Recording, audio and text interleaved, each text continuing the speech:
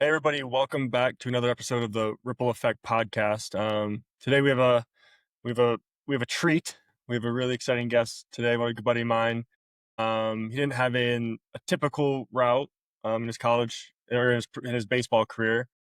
Um, he was drafted in the 44th round out of Cal State Bakersfield by Tampa Bay Rays in 2010. Spent the next 10 years grinding it out in the minor league systems. Um, for multiple teams. I know he actually played for my hometown team, the Binghamton. I think he played so long ago that they were still the Mets. Now they're the Rumble Ponies. Uh, Ultimately, that he actually made his debut with the Baltimore Orioles, and his story is a lot about being adaptable, being resilient, and just finding a way. And even when potentially things aren't looking the brightest, he still kept pushing through, and he ultimately reached his dream of playing in the big leagues. And through that period, he got to play in a lot of different for a lot of different teams, a lot of different countries. I know his first off season, I believe he played in Australia. So this game can really take you places. So everybody, please welcome a good buddy of mine, Mickey Jannis. Mickey, welcome to the podcast. I hope that was an okay introduction. Um, Yeah, it's a lot to cover, so that was good. But yeah, thanks for yeah, having me so on. yeah, if you can you just kind of let our listeners know kind of a little bit more about you? Like I gave them kind of like the big picture, but maybe a little bit more of a look into kind of where you started, how the draft process, all that type of stuff, and kind of like how your career has changed. Yeah. Yeah, again, thanks for having me on. A lot to cover with my career. Pretty much played every level you can possibly think of. But yeah, I mean, I was never like a top prospect or anything like that. I was always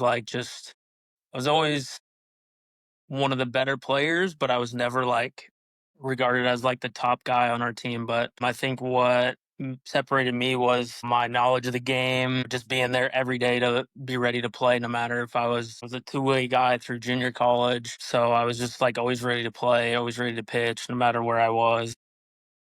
And I can even vouch for you on that, where we played together, um, and every day you showed up and you're the same guy and you worked hard. You had your routine and like you were hitting your routine. You know what I mean? Like it was also in a time period where there's like people who it was like the big lift heavy kind of like, be a strongman for baseball. And like from what I saw, that's not the path that you took. You took the consistency is key, and this is what works for me, so I'm gonna continue to do what works for me.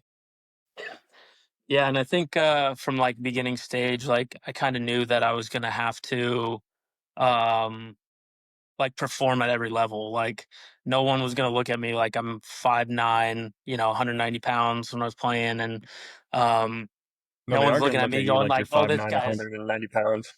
Yeah, no one's looking at me going like, "Oh, this guy's gonna be an absolute stud, throw 100 miles an hour." Like, so I just had to be there every day, ready to show up, perform at the level, and I think it was my first junior college coach. One of the first things he told me when he was like recruiting me was like, "You're gonna have to prove yourself at every single level you play at." And I always felt like I did that anyways, but just like hearing it from someone else, like putting that into your head again, going like, "Hey, like you got to perform. Like no one again, you're gonna have to earn your spot at every level. Like no one's just gonna like hand it to you, based off talent." Again, I think I got ahead of the game based off like baseball IQ and just, again, being consistent every day. And that started all the way, that started before high school. I love the game too. I mean, there's guys who play who don't love the game, but they're like, I'm so good at it. Like, what else am I going to do kind of thing. So I was kind of the other way where I loved it. And I was like, I had to like put in the effort to like be good and be there every day. Yeah. Um, Again, that started high school, and then I kind of knew I was going to go the junior college route. So I went to two different junior colleges. Um, just trying to find the right spot where I can be the guy. I always kind of took the approach of like go to a place where you're loved and not where you're liked. Um, started in high school. I went to one high school for 3 years, and I was, like, one of the better players, but never felt like I was appreciated for, like, what I could do, and, I was in Nevada, and, I felt like I was gonna have to go the junior college route, and there's not much in Nevada, so, I ended up leaving Nevada and moving in with my grandpa my senior year of high school to get California residency to go to school in California at some point. So I ended up just like showing up to this high school in California. They're like, "Where did this kid come from?" Like, and all of a sudden I felt like I was appreciated for like what I could do on the field. And then I I think that's was an awesome like I would say I think that's an awesome part of your story because going back to a little bit ago, where you're like proving yourself everywhere you go. I think there's a lot of people who are talented and like when you get to a certain point and there's almost like a level of contentness. You know what I mean? To where like, okay, I'm yeah, here, I'm good, I'm gonna keep doing my thing, but like you're not like sometimes stop trying to be better than everybody else on the field, which I think ultimately, like, if you want to succeed in this game, you have to really try to be the best player on every field you play on, right? Like, you can't just be like, yeah, oh, well, like, I can't play shortstop because they're there. It's like, no, I'm going to work hard enough to be the shortstop and I'm going to take that guy's spot. Like, if you want to be good at this game, that's the mindset you have to have. yeah, That's kind of like, I exactly. I feel mean, like the you're mindset. yeah, I was going to say, that's kind of the mindset you go into like, I don't know how many people want to move in with their grandparents for the last year of high school, but, like, you did it for your future, like, you did it because you're like, "Okay, if I want to be good at this game, if I want to take that next step, this is something that I have to do that's not easy, but I'm gonna do it to put myself in a position to succeed ultimately. When I'm done playing this game, I can be happy with the decisions I've made." yeah, yeah, absolutely. You know, that kind of opened things up for me. And just kind of like being the new kid out there, like everyone was kind of like, where'd this kid come from? Like he's pretty good player, two-way guy. A lot of the again, that was kind of like a thing at the junior college level, not so much at like Division 1 level where like, oh, a guy can play like two positions. So I was getting recruited from a couple different junior colleges in California, going to some showcases and stuff, and just kind of being like the new name out there that wasn't in the area before. So had some fresh blood that way and some fresh looks, and ultimately I wanted to go like Division 1 out of high school, but it wasn't like a priority for me. I kind of took that approach again of like, I don't want to be like someone we're like, oh, hey, yeah, we have like 10% scholarship for you, why don't you come out here, or you could try and walk on at our school and stuff like that. I was like, well, if I'm just going to do that and I'm not going to play, like there's no really was no benefit to me in doing that. I felt like that the best way to get better is obviously by playing and getting the reps and stuff like that. So I ended up going the junior college route, and I went to Cosumnes River in California, in Sacramento. And again, when I got there, didn't turn out quite as well as I thought it was. Like we had a really good team. I ended up being like the number 3 starter, the only freshman that was like starting rotation. Kind of struggled to start with, so it's kind of like I only got like 25 innings or something like that, and just didn't turn out like I hoped. Like I thought I was going to play like two positions. I ended up not. Mm. I did learn a lot of things from that coach. Like I said, that coach was one of the ones that told me like, "Hey, you're gonna have to prove yourself at every level." Like coming out of high school, I was a guy who touched 90 a couple times, but I was mostly like 86, 88, and I was kind of like throwing a bunch of pitches. I was like, I have a four seam, I have a two seam. I have a curveball, slider, changeup. Like I was throwing all these pitches, and he was kind of the first one that was like, "All right, you got to pick one of your off-speed pitches."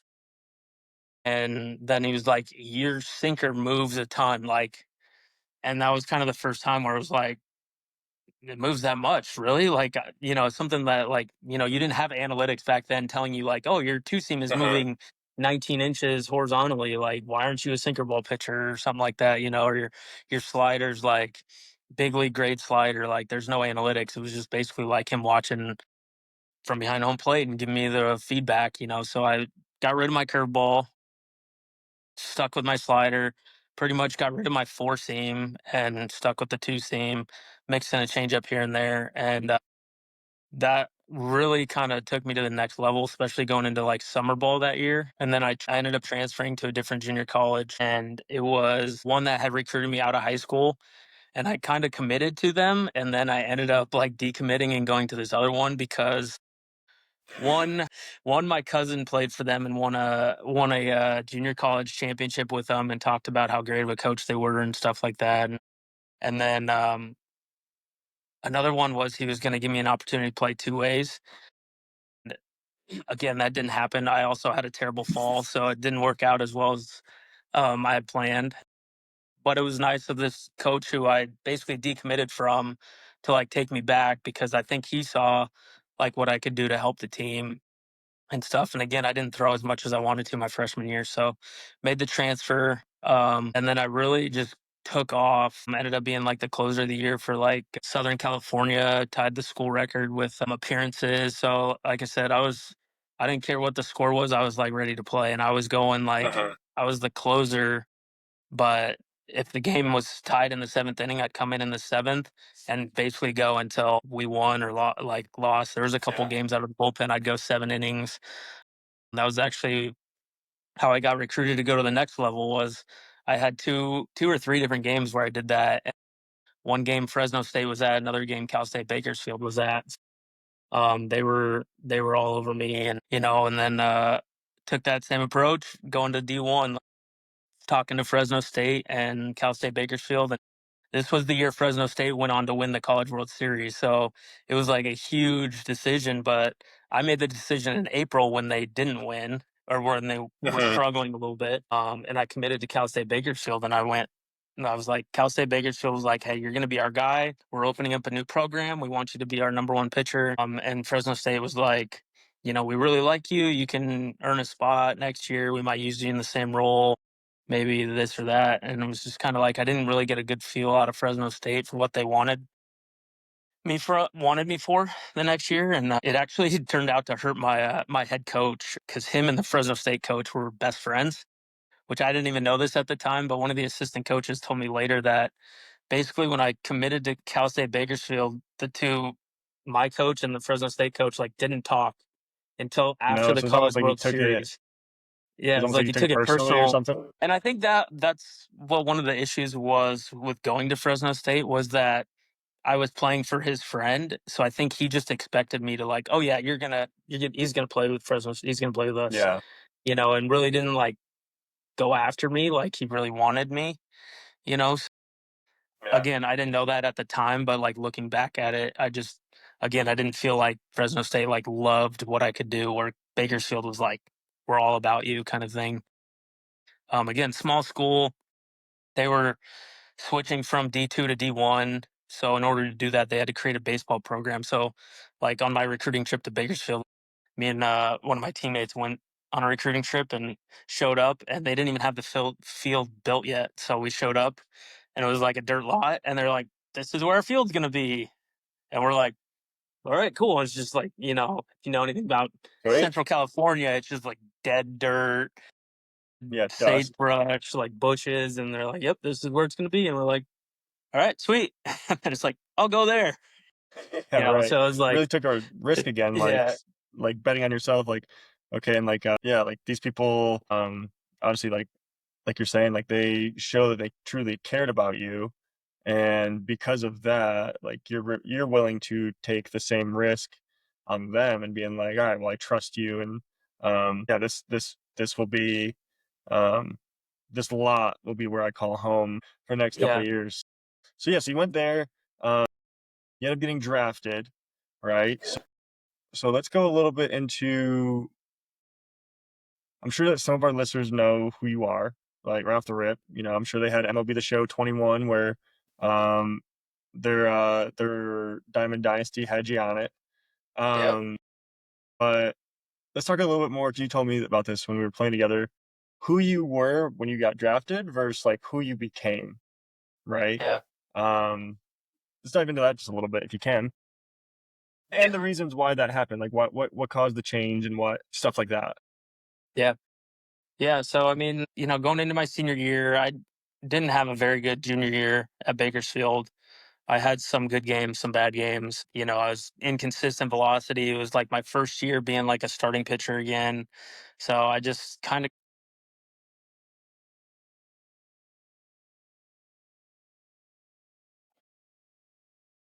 making those adjustments on my own and seeing that I needed to do something different than just throw fastball, sinkers, and sliders, because back then it was getting through lineup 3 times. Now you go through lineup twice and they're like, all right, next guy, you know? So Yeah.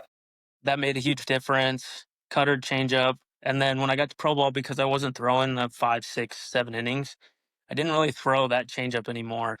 I think again that hurt me kind of in the long run. But I was ready to go every day. I was just like, I don't really care what my role is. I'm gonna just pitch whenever my name's called. Like I was pretty much in the bullpen most of the time as like long relief and eating up innings.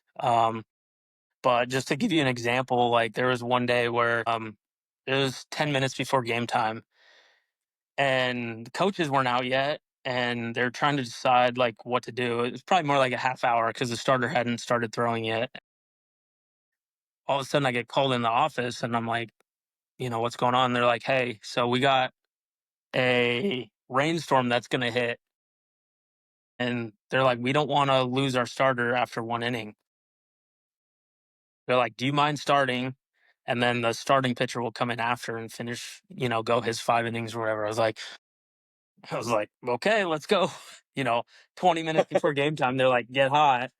I'm like, all right. So I Yeah. go, I ended up going 3 shutout innings. The starter came in and went 6 shutout innings. It never rained and we threw shutout, but it's just like, that was this kind of Yeah. stuff that I always got called upon for, like after a rain delay, Mickey, you're in like every single time. So just being Do you prepared feel for like like every situation and, just being ready to go. Yeah, like do you feel like you thrive in that position, like to prove yourself, like back up against the wall? So like you said, like your junior year wasn't the best, but then senior year you're like, well, here's my last. If I don't do well this year, then I'm done. But like, do you feel like that's where you're at your best? Looking back on your career now, I guess, like look at that type of stuff. Yeah, I mean, I feel like I always thrived in that spot just because I felt like I always needed to be ready in those situations because you know how guys are, guys are very particular about things. Like, no, I'm only going to be a starting pitcher. Like, no, I'm only going to throw if Yeah. we're up, if I'm closing a game, if I get a save, I'll pitch.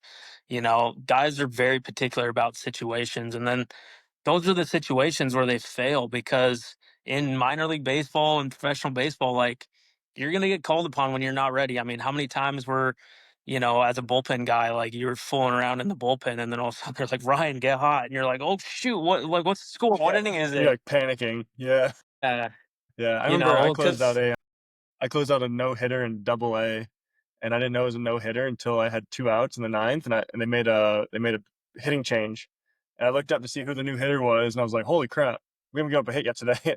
Next 2 pitches were immediately balls. yeah, I know, right? It's just things happen because again, it's the same thing. Like I was watching the Orioles and Guardians game yesterday, and the guy's got a no hitter into the ninth inning, and then first batter gets a hit, second batter gets a hit, and it's like bullpen guys in, like he gives up a double, and then it's 4-2, and you're like, holy smokes, okay, I gotta figure this out, and actually, maybe he wasn't ready for that situation, maybe he was, and just whatever happens happens, but I just feel like you got to be pro ball in the bullpen, like you just got to be ready in every situation. And I think that's, mentally, I felt like I was always able to flip the switch and be ready no matter what. Just because of that. So I felt like I always tried to focus more in those situations. And again, just be ready for anything. Cause again, you can be the guy who's going to pitch, it's a 1 run game in the ninth inning and you're like hot, you're ready to go. You slammed your Red Bull and you're good to go. And then, your offense gets 5 straight hits and score 4 more runs. And they're like, oh, Ryan, you're not pitching anymore. And then it's like, Mickey, you're in. And you're like, I got like 5 throws to get hot, and it's just like, Yeah. Just two it's the outs, and way they're it like, is. hey, So, you're in. yeah, again, it's just like I don't always necessarily wanted to be in those situations, but again, if you're not mentally prepared for those situations, like that's when they're like, Mickey, get hot. And then you're like, 5 throws. Okay, let's go. And then you give up 4 runs. And then Ryan, you're back in the game. And you're like, well, what the heck is Yeah. going on right Like now? you You're like, so Yeah, like, you're in the middle of a bocce ball game out in the bullpen in Chicago, and, Butch Hobson's having a panic attack in the dugout in the 1st inning, and, yeah, you have to wrap that game up quick, you know? That's, yeah, no, hobbling I know out there. exactly You're what you like, well, mean. at least I have a couple extra throws for him because he takes a while to get out to the mound. So Yeah. Yeah, that walk's pretty far. But, yeah, and then, do you think you could, like, I know we're kinda hitting, like, our time limit a little bit, but let's talk about a little bit about, like, the big change, right? Like, I think people have seen you on social media. I mentioned that before the podcast started about you kind of went a little bit viral. yeah, You were a big superstar on the social media world. Let's talk about that. Like, let's talk about how you went from being kind of like this 90, maybe 93 mile per hour with a wipeout slider to one of the very few, and maybe you've inspired the next generation because it seems like there's more coming now. But like the knuckleball, like that's what made you special after a certain period of time. yeah. I think yeah. Sorry, I always get sidetracked talking about stories, but yeah. I just remember having having 2, like, decent years in the race system at the lower levels. And again, I was a college senior, so, I was one of the older guys already. So, after my 2nd year with the Rays, just getting a call in the off season and, um, them just saying, like, "Hey, we just don't see you as a big leaguer, so we're gonna release you, we don't have a spot. So, we wish you the best of luck, like, we loved everything you did for us, blah, blah, blah." You know how it goes. But Yeah. yeah, and then I just kind of took that as like, hey, I'm a righty. I'm throwing 88 to 92. I'm 5'9", 190 pounds. Like, where's the future? And again, nowadays maybe like they didn't have the drive lines where you could just go like, you know what, I'm gonna take a year off and I'm gonna just go get shredded at drive line and throw as hard as I can and get another shot. That really Yeah. wasn't a thing. Maybe it was just starting, but like again, I was out in California at the time and I was just like, there's nothing out here at that I could do. Didn't really even think of it. I just kind of saw it as an opportunity of like, maybe the knuckleball is the route. And I always messed around with it since I was like 12, 13 years old. And it was one of those pitches where I messed around with it and then I saw a special on Tim Wakefield and I went from a 3-finger knuckleball grip to a two Mhm. finger grip and went out the next day and just chucked it as hard as I could. My catch partner was like, what are you throwing at me? Like, where did this come from? And I'm like, I don't know. Like, it just came so natural for me. Like, some guys who like talk to me about it, they're like, hey, I want to learn the knuckleball. And then you have to kind of like work at it. For me, it wasn't like it was good right away. And again, there's a lot different between being just good playing catch with it and then like good on the mound with it and throwing strikes. So, Yeah. obviously I wasn't at that point yet, but when I got released, I kind of saw it as like, let's take a chance on it and see what happens. I almost threw it my last game with the Rays. We were out of the playoffs and I was kind of messing around with it in the outfield. And I was just talked to the coaches and I was like, hey, I got one more game left. Like, what if I throw a knuckleball like my last outing?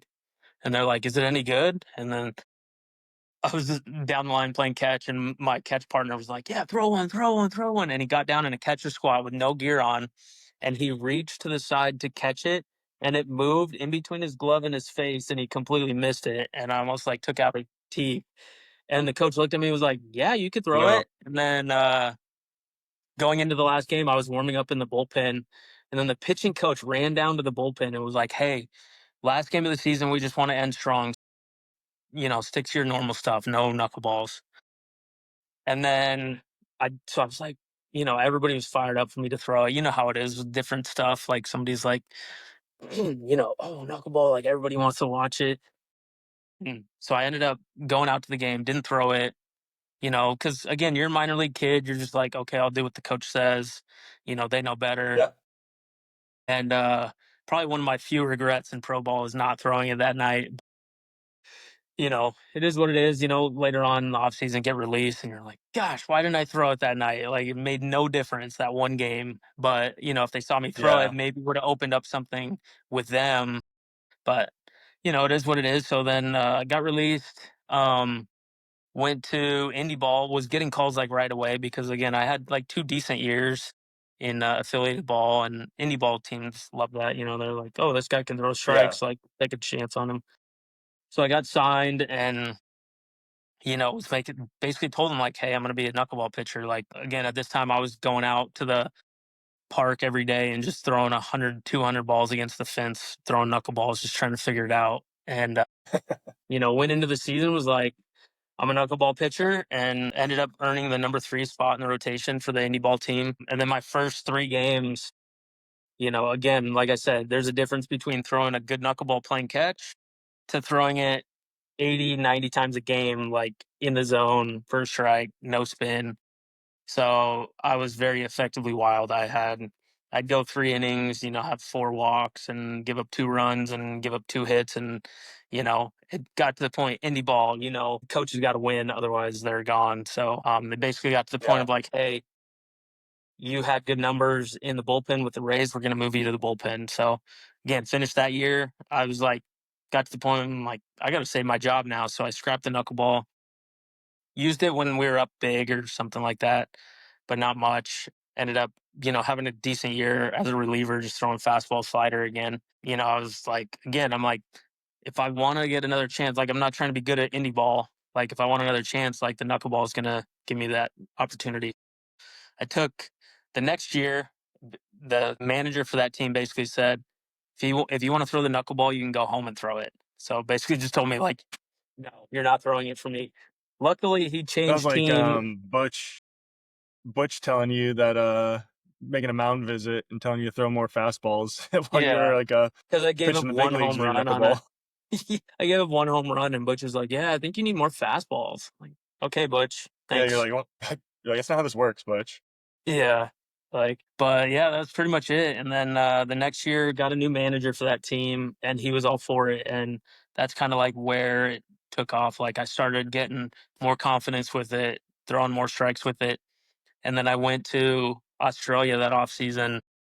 Same thing, you know, I was at the point where I was throwing it like 30% of the time. And then I went to Australia. It was like 40, 50% of the time. I remember like calling my dad at home being like, dude, I threw a first pitch strike with a knuckleball today.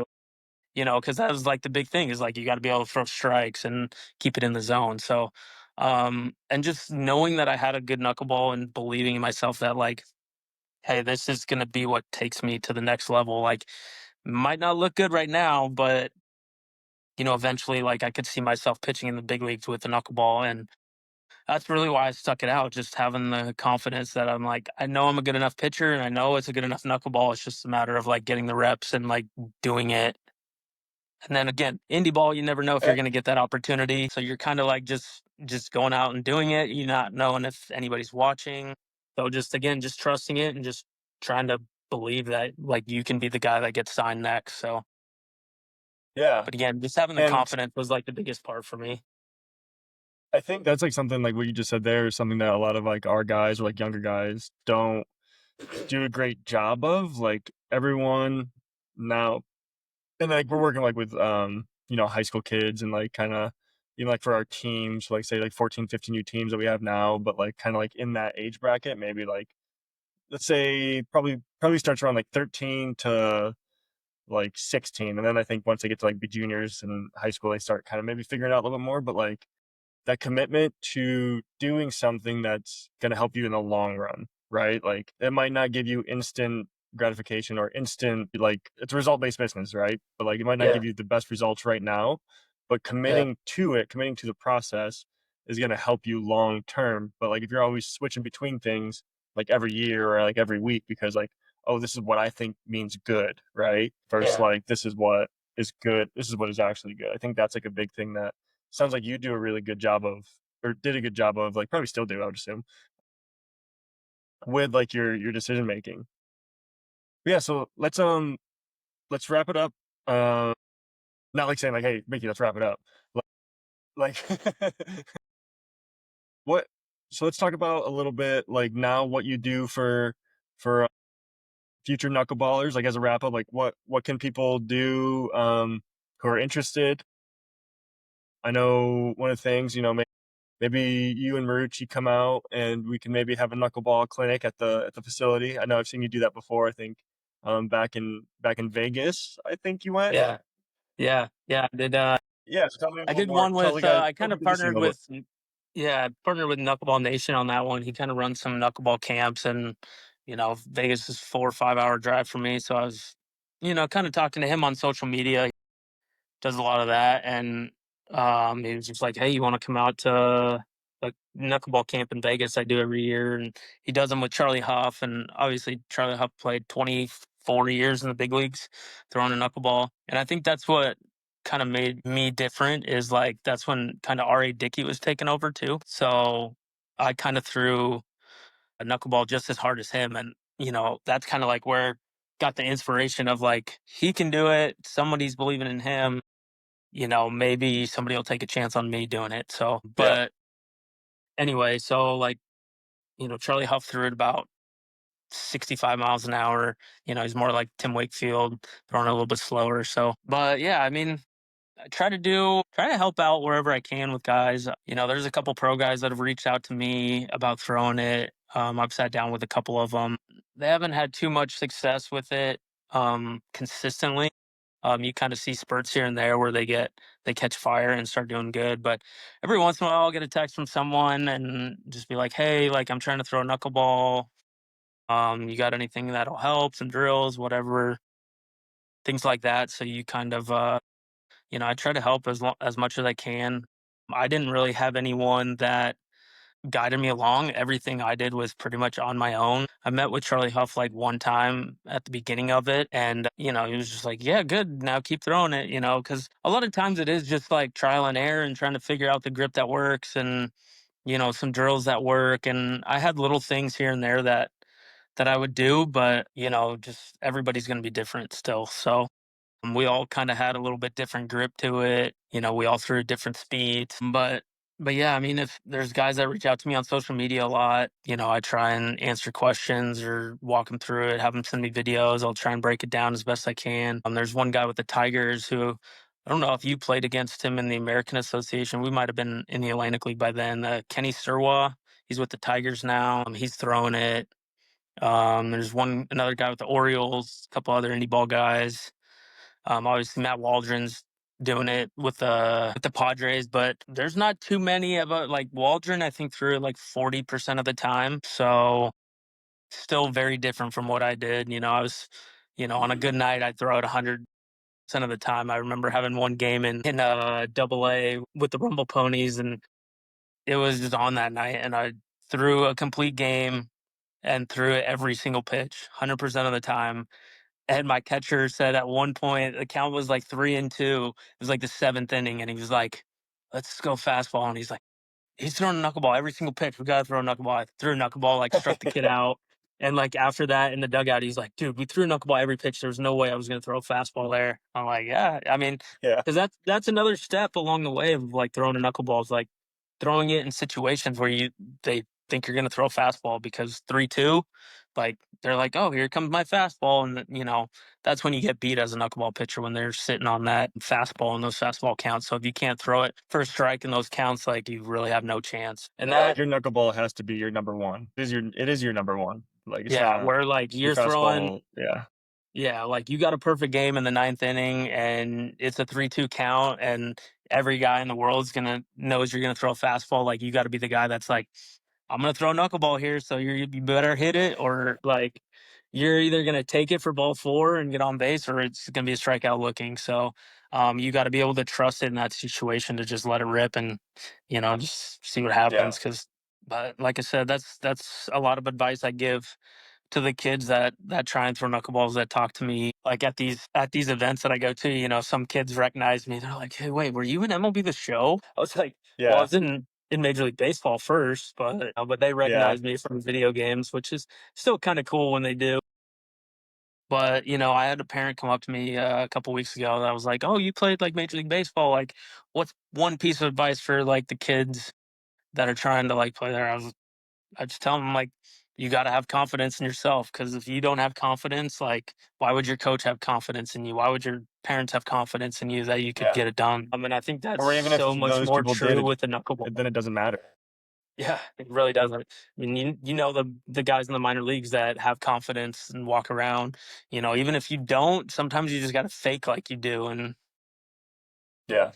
you know. And again, I think my mentality that carried me throughout my career was like even when I wasn't a knuckleball pitcher and I was, in college and I'm throwing 88, 89, and I'm like sitting there and I'm like bases loaded. I'm like, I don't really care if I only throw 89. Like, I'm going to just throw that as hard as I can by you right now, and Yeah. I think that mentality and that confidence just like carried over to the knuckleball where it's like, it might not be my best knuckleball today, but I'm going to throw it and you're Here good goes luck nothing. hitting it. So, because that's what you do on the mound. Otherwise, because if you're just like, oh man, I don't really have it today, and then you're just lobbing it up there, it's like, what am I even doing? Like, Yeah. I mean, in my one big league appearance, I got hit around, but like every single pitch, I could tell you I was like 100% behind it, going like, "You're not going to hit it." And one of the things that I was going through when I got called up was I was going through a funk with the knuckleball. Like I kind of lost feel of it. Was getting more spin on them. And then, of course, like a week later, I got called up, and my knuckleball's like not even good right now, And you can see it from the Yeah. video. Like even my one strikeout, like the knuckleball like had backspin on it, and that's one thing with the knuckleball you don't want is backspin. And so Yeah. that video, like every time I see it, I'm just like it like makes me cringe a little bit, just because I'm like, God, it was so bad, but it worked. Didn't work. Work. Didn't work the second time through the lineup, but like one time through, it worked. Like and that again, I'm just like. I still like went out there every single pitch and was like, "You're not going to hit this knuckleball, and you're not going to hit it." And the results are what happens. But and sometimes you only get one opportunity. But again, if I had to do it all over again, I'd do it the exact same way. Just Yeah. having confidence when you're up there and just letting it rip, no matter what the results are going to be, and not caring about the result, like just letting it rip. You and the catcher, and just have confidence in yourself. Yeah. I think that's a great piece of advice. And yeah, we'll have to wrap it up here. But Mickey, hopefully we can have you on again, and we could talk even more because I know there's a lot more to your story than we were able to fit in today. Yeah. But yeah, for everyone who's stuck around, thank you guys so much for being here again. Thank you to our guest Mickey Jannis for being here. Mickey, what's your Instagram handle in case these people want to reach out? Yeah, just at Mickey Jannis, just my full name. So keep it simple. So just my Yeah, keep name. it simple. Yeah, and yeah, if anybody ever has any questions, feel free to reach out and do my best to answer them for you. Awesome. Thank you, Mickey, and thank you everybody for tuning in, and look forward to the next time we get together. See you guys. Yeah, yeah, absolutely.